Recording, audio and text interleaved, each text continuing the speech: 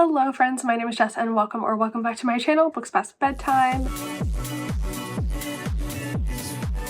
In today's video, we're going to be doing the next installment in my author guide series, and we're going to be talking about one of my favorite authors, Ashley Herring Blake. Now, Ashley Herring Blake really solidified her place as one of my favorite authors with her sapphic middle grade books and later her adult sapphic romances, but she began as a young adult author actually. And throughout all genres, she's published young adult books, she's published middle grade books, she's published adult books. Most of them have themes of queerness, almost all of them have themes of grief, female friendships, and complicated family relationships.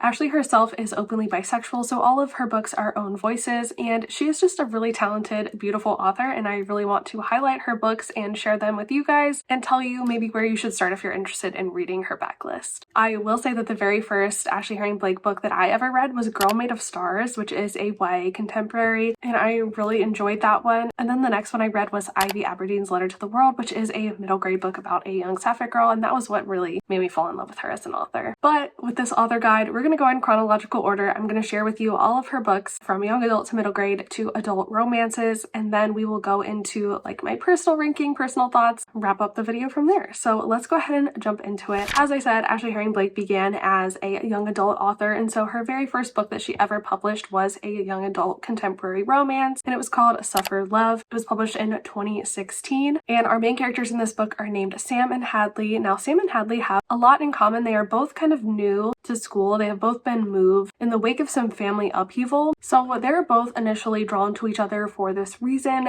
not only because they're attracted to one another, but also because they can understand each other's family issues on a deeper level. But Sam has a secret about why they can understand each other's family issues on such a deep level. Keeping this from Hadley could potentially tear them apart. This is a really solid young adult romance. It definitely reads a little bit older. Sam and Hadley are both seniors in high school, and they're also going through a lot of family issues and family trauma. So I definitely wouldn't recommend this for people who are super young, although it is YA, there's no spice, there's nothing inappropriate about it, but the topics that are dealt with are heavy and these characters kind of read older, like wiser beyond their years. But that being said, I really did enjoy this one. It's a super strong debut. It's super well written. Sam and Hadley are really interesting characters. They're really fully fleshed out and you come to really care about them a lot. It would have been interesting to read her books in publication order. One of the topics that she loves to write about are like messy and complicated parents, and that is very apparent even in this very first book of hers. Sam and Hadley's parents kind of suck. And that was very difficult for me to read about at times. And I also am just not really reading a lot of YA romance as of now in my current reading life. And so I did end up rating this one 3.5 stars. I do think it's a really strong YA romance. There was still a lot in it that appealed to me and that I enjoyed. This probably isn't one of my favorites, but I do think that it's a very strong debut from Ashley Herring Blake. The next book she published in 2017 was another YA, and it is How to Make a Wish. In this book, we're following our main character, Grace. Like I mentioned, shitty parent theme. Grace is a really shitty parent who's basically just made her entire childhood and her entire life very unstable. Grace is also a senior in high school, and so she's kind of just trying to get through one more year until she can go off to college and kind of escape this, but she also feels this guilt and she has this sense of responsibility for taking care of her mother because like who else is going to? And so she's very conflicted about this, but this book is set over the summer before actually Grace's senior year, and she meets this girl named Eva, and their bond kind of deepens throughout the summer as they kind of meet in secret on the beach and get to know each other better. And Eva eventually admits to Grace that she likes girls, and this kind of opens up a wider world to Grace, and she starts to believe that like maybe happiness and security are possible for her, maybe she deserves these things, and her relationship with Eva kind of blossoms from there. I really did enjoy this. This was one of my favorite YA romances that I read in quite a long time. I thought it was so well done, and I love seeing like sapphic coming of age stories. I wish I had read more of them when I was younger, but it's nice to know that they're out there now, and I think that this one is a really great one. I ended up rating this one 4 stars. I can't pinpoint exactly why it wasn't a 5-star read for me. It just wasn't, but I did really enjoy it. The only thing I didn't enjoy was Grace's mother. She's so frustrating. I just literally wanted to throttle her the whole time I was reading the book. She made me so angry. Oh my god, she was so annoying. It was good to see Grace also finally see that and stand up for herself and embrace like what's good for her. I don't know, this was definitely a very powerful story. I really liked the romance between Grace and Eva, and Grace also has other people in her life, other people in her corner, with her best friend and her best friend's family, and so I enjoyed seeing those interactions as well, and watching Grace realize that there was so much more to life than her little small town and her mom that was trying to keep her tied to her. So this was a really good story, really enjoyed it. Definitely feel like just blanket trigger warning for shitty parents in all of these books. And the last young adult book that Ashley Herring Blake published was Girl Made of Stars. She published this in 2018, and like I mentioned, this was the first one of her books that I ever read. I feel like this one kind of made the rounds on BookTube when it was published as being very popular. I think I probably got the recommendation from Kayla over at Books and Lala originally, like back in 2018, 2019. I want to say that she was probably the one that read it. I could be wrong, it could have been somebody else, but I have always been a Kayla stan, and she loved to read the hard-hitting YA contemporaries, and this is definitely one of those, so I think that's why I'm associating with them. I don't know. Trigger warning for R-word for this book though, which is a little tricky.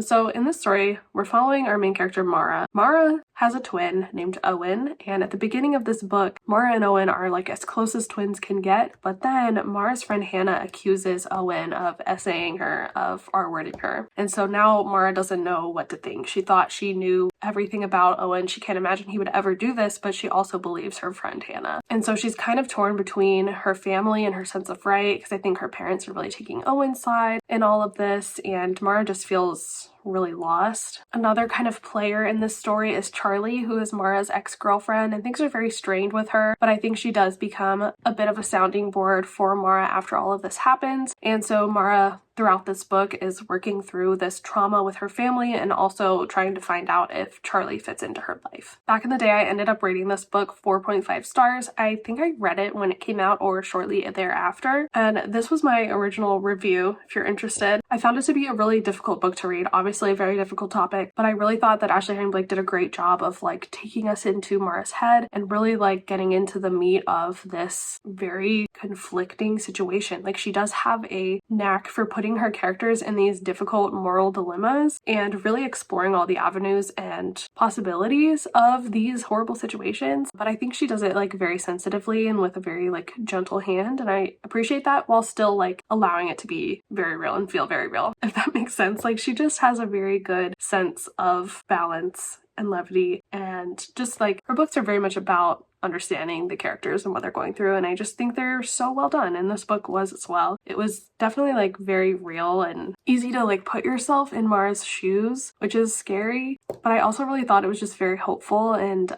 very honest, and I definitely felt like timely, and I really enjoyed it, and I think I would still recommend it. So those are Ashley Herring Blake's 3 young adult books. Overall, I think they're like super solid. They're all worth the read. I would recommend all of them, obviously heeding any trigger warnings. They're all very emotional, all very largely framed around grief and complicated family relationships. 2 of the 3 are sapphic, which I enjoy. Obviously, this is a queer book channel, and that's why we're talking about Ashley Herring Blake. She's a queer author. Yeah, they're all just super well written, super well done, very strong YA books that I think appeal to a wider audience than just the YA audience. All right, after her 3 YA books, Ashley Herring Blake decided to publish 3 middle grade books. Now, these are all queer sapphic middle grade books. I will say that I think that her middle grade books, my favorite. I love all 3 of these books so much. They hold such a special place in my heart. They are just honestly perfect in my opinion. These books really solidified her as one of my favorite authors of all time, and someone whose books I will always read. And so let's talk about these. The first middle grade book she published was Ivy Aberdeen's Letter to the World. She published this book in 2018, and it follows a young girl named Ivy. Obviously, 12-year-old Ivy Aberdeen is going through it. A tornado came through, destroyed her home, uprooted her family, and she really feels invisible and lost. Her mom is really distracted, obviously because of this disaster, and also because Ivy has newborn twin siblings that have taken up all of her mom's time. She feels like no one's paying attention to her. And then, to make matters worse, she has this secret notebook of drawings that she has of 2 girls holding hands, and it goes missing. And these notes start showing up in her locker, urging her to embrace her identity. And so Ivy starts to think that maybe it's her crush in class that is sending these notes, and she's just kind of hoping that that is what is going on, but she doesn't know for sure. This whole story is kind of about Ivy coming to terms with her identity, learning to embrace it, and also dealing with her family. and the disaster that they've been through. I remember listening to this book on audio in probably 2019, I would say, and it just destroyed me. I hadn't cried over a book in so long, and this book just stabbed me right in the heart. It is a very, very emotional read, but it's also very like bittersweet and hopeful and really just incredible. This was a book that I read that I was like, I really wish I had read this as a kid. I really wish I had this book as a kid because I just feel like my life would be so different. Not that it's bad or anything, but this was just such a lovely book. Ivy is such a lovely character. I felt for her so much. Again, shitty parents. But just seeing her kind of coming of age and her accepting of her identity, getting up the courage to talk to her crush, like all of those things were just so sweet and so lovely. It was just such a lovely story overall, and I just thought it was so beautiful and amazing. And this is a 5-star book, if I didn't already say that. The next middle grade that Ashley Herring Blake published was The Mighty Heart of Sunny St. James. This book was published in 2019, and obviously we're following a girl named Sunny St. James, and Sunny had some issues with her heart ever since she was a young kid, and so growing up she really hasn't been able to do a lot of the things that young kids get to do. So when she finally gets a new heart, a heart transplant, I think she's around 12 as well in this book, she makes this bucket list of things that she's going to do with her new heart in her new summer. And so one, she wants to make a new friend, she wants to do awesome things that she's never been able to do before. She also wants to kiss a boy for the first time. And so her new life plan seems to be racing forward, but when she takes off number 1 and 2 and meets her new best friend Quinn, Sunny starts to have a crush on Quinn and wonder if maybe she doesn't want to kiss a boy at all. To complicate matters even further, her bio mom is kind of coming back into her life now and she never really has been before, and so Sunny is dealing with this as well. This again was another 5-star read. It is so beautiful. I really liked the messages and the relationship between Sunny and her parent figure, who is actually her godmother and was her bio mom's best friend. I really just loved their relationship and seeing her mom, because she was her mom, step up to the plate, be there for Sunny like a parent is supposed to be. And it was so hard watching Sunny get hurt over and over again by her bio mom. Again, shitty parents.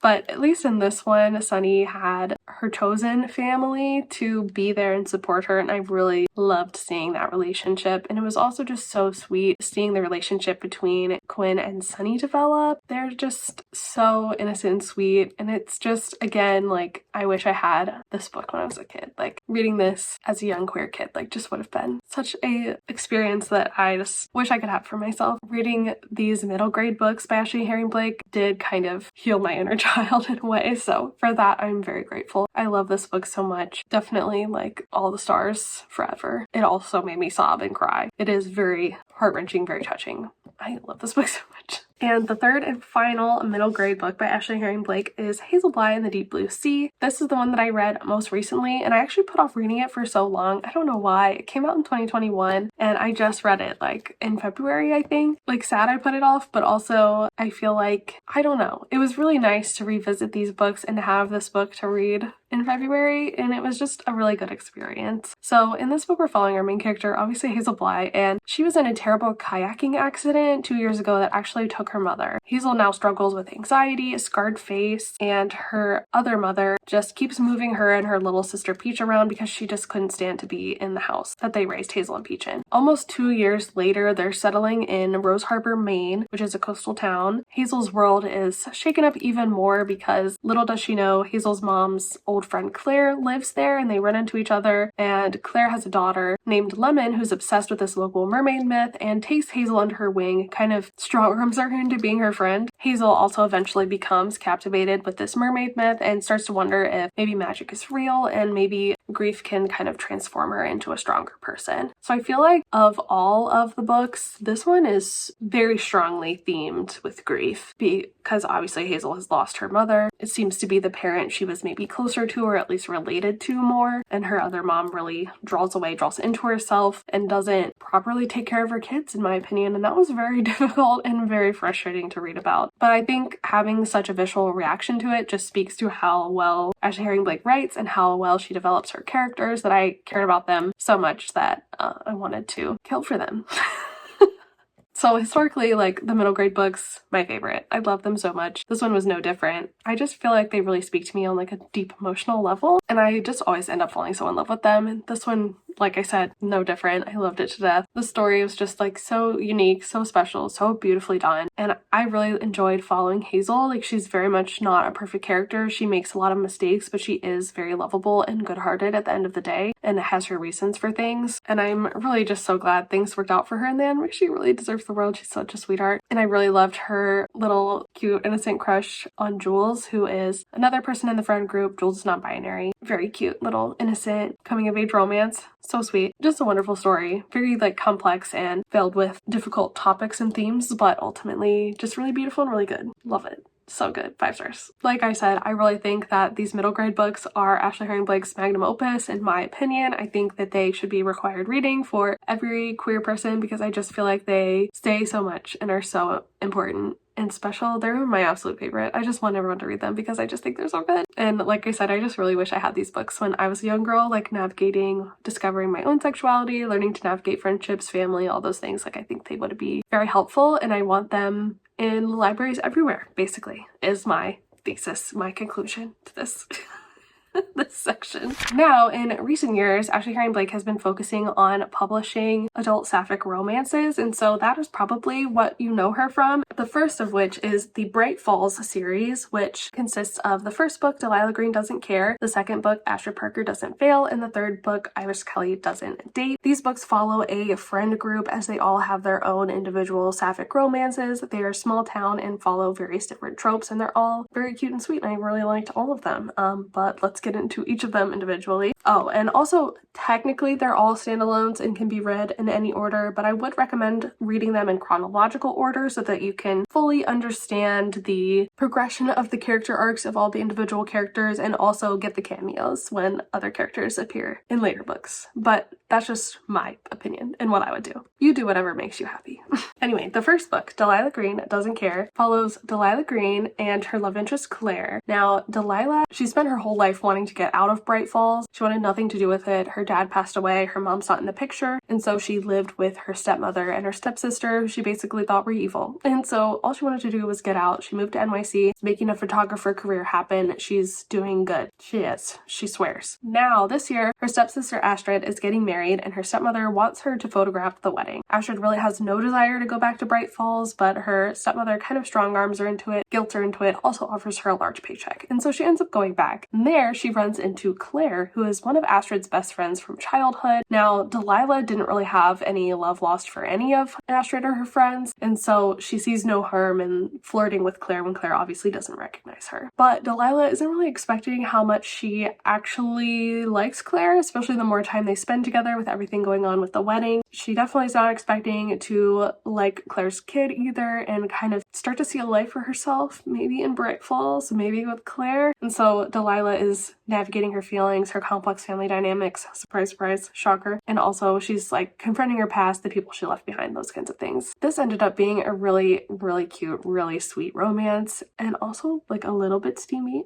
I really enjoyed it. I gave it 4.5 stars. The only complaint about it, I do think it was a little long and a little slow. It could have been a little snappier for my taste, but ultimately it was super cute. It definitely met my expectations for an adult romance from Ashley Herring Blake. I thought Delilah and Claire were so cute together. They really complemented each other very well. It's very much like Golden Retriever, Black Cat kind of romance, which is so sweet and fun. I also just thought Delilah was such a interesting and complex character. She's one of my favorite character archetypes that's like very prickly and standoffish, but really is just a sweet teddy bear on the inside that wants to be loved and cared for. And I'm so glad that she found people to love and care for her in this story, and so I really enjoyed this one. I thought it was really cute and really sweet. The next book in the series is probably my favorite in the series, and that is Astrid Parker Doesn't Fail. This book is following Astrid, who is Delilah's stepsister, who we mentioned in the first book. She definitely redeems herself in the first book, so you want a romance about her. And so in this book, Astrid is a very talented interior designer, but she's kind of struggling to gain a clientele, but she's given the chance to prove herself when she is contacted to be the lead designer on this TV show that's being filmed in near her hometown. Except she has to team up with the lead carpenter, Jordan Everwood, who is the granddaughter of the owner of the property, and so there's no really getting around her.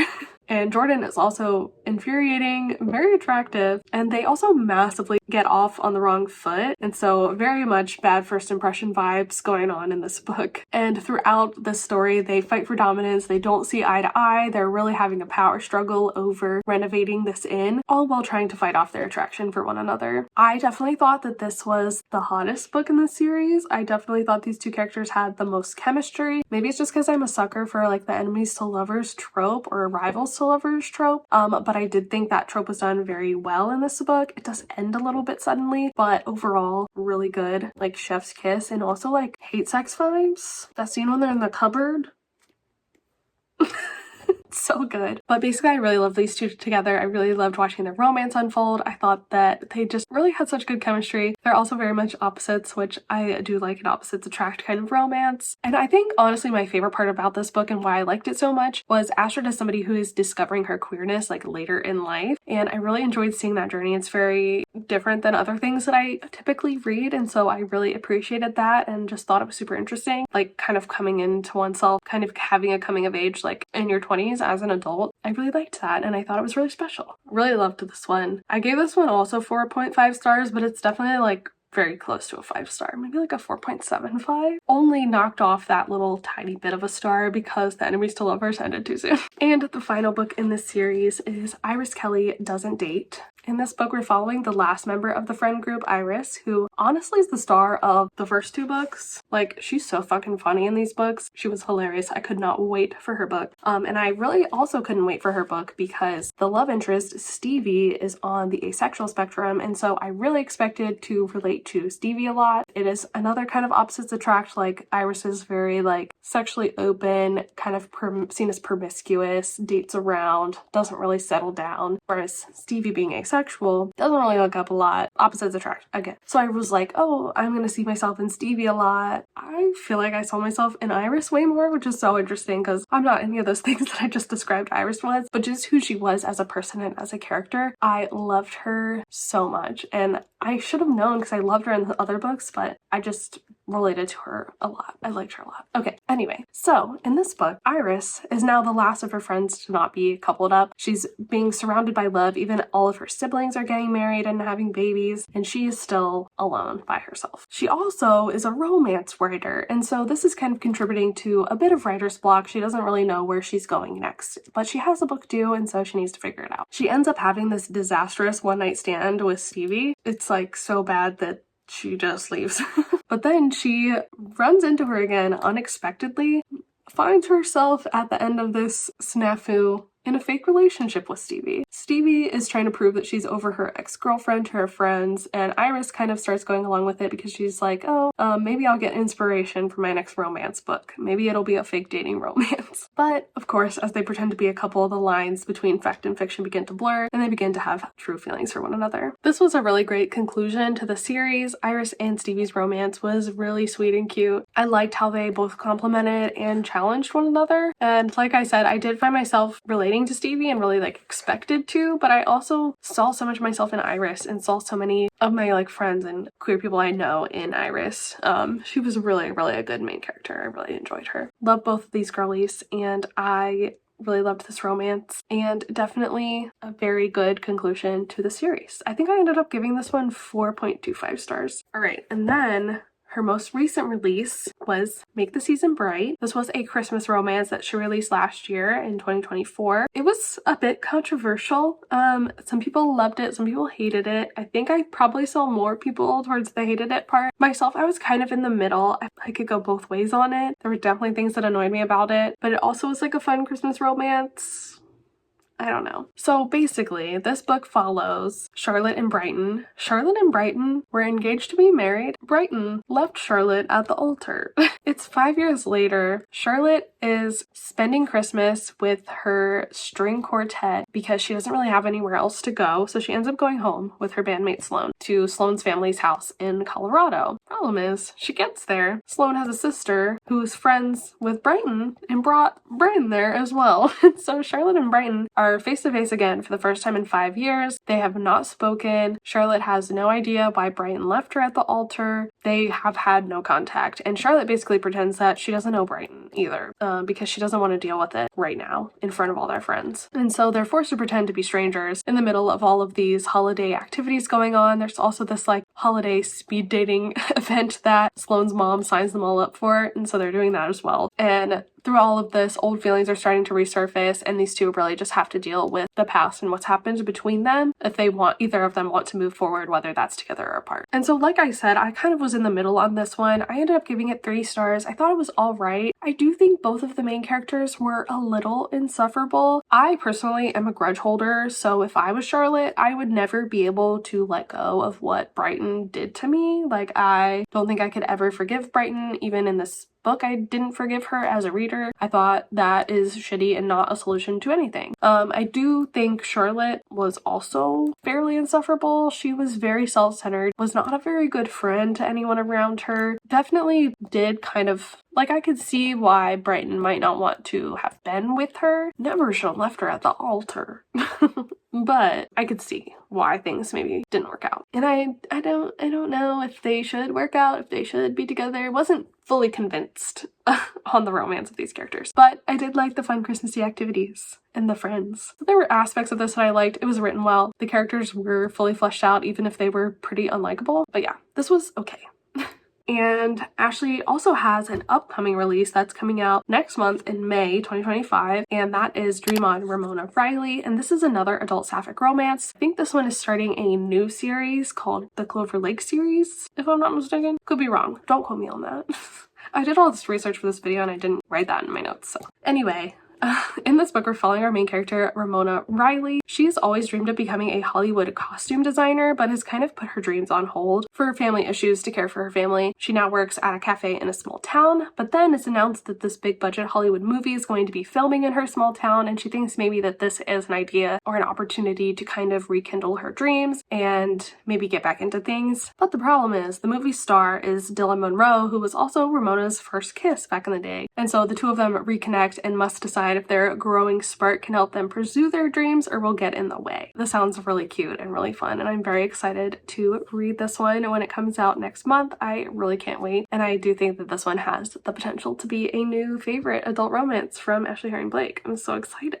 That is Ashley Herring Blake's entire backlist, so let's go into my personal ranking of these books. So I gave you my ratings throughout, so you probably have kind of an idea of where things lie. So all 3 of the middle grades are in spots 1, 2, and 3. If I had to pick, I think The Mighty Heart of Sunny St. James would be first. I think that this is my absolute favorite of all of Ashley Herring Blake's books. It's really hard to pick, but I think this one holds the top spot. I think next I would probably put Ivy Aberdeen's Letter to the World, and then in 3rd place, Hazel Bly and the Deep Blue Sea. The middle grades, they just get me. I think then I might put Girl Made of Stars in 4th place, and then I think I would put the entire Bright Falls series with Ashford Parker first, and then Delilah Green, and then Iris Kelly. And then I think I would put How to Make a Wish, and after that I would put Suffer Love, and then last I would put Make the Season Bright. So I think that would be my personal ranking. Now, if you're completely new to Ashley Herring Blake and you haven't ever read her before, let's talk about where I would recommend you start. So I would say that first off, most of her books are standalones. You can pretty much pick any at random and read them if they sound interesting, if they have tropes that you like. Can't really go wrong. The only series she has, like I mentioned, is the Bright Falls series, which I personally would recommend read in order, although technically you don't have to. Ashley has such a wide range or wide backlist of books to pick from. I feel like there's really something that is for everyone. Like, there's probably something that would stick out to everyone. I think I would start with maybe choosing the age range you're most interested in. If you're a YA reader, I would recommend maybe starting with Girl Made of Stars. That's my favorite YA. Or if you're not into topics that are that difficult, maybe go to How to Make a Wish. That was my second favorite. Also amazing, but not quite as heavy. And then if middle grade is your thing, obviously I would recommend either starting with Ivy Aberdeen's Letter to the World or The Mighty Heart of Sunny St. James.